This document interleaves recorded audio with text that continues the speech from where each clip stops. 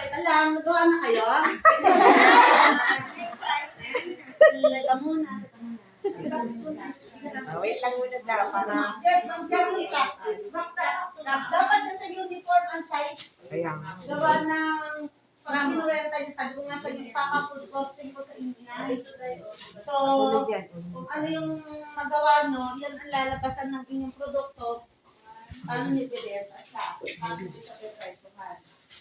Kasi para po ano, Hindi pare-pare. kasi na-at pa yung requirements ng ilang DTI, hindi yung picture ng tindahan.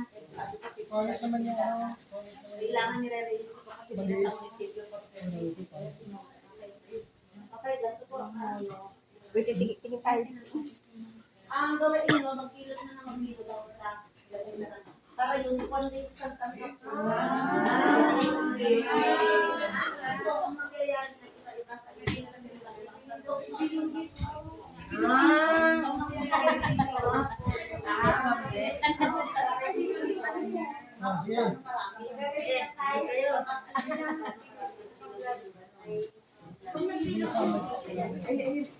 Gagawin daw. Gagawin. Bilog-bilog lang daw muna. Ganyan ha. Hindi dapat mo ganyan. Kasi para